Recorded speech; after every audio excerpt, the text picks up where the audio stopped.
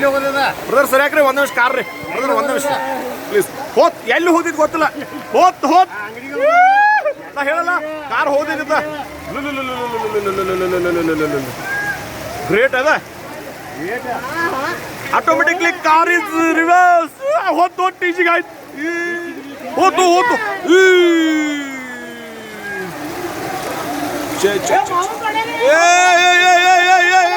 ಯಾರು ಬಿದ್ರು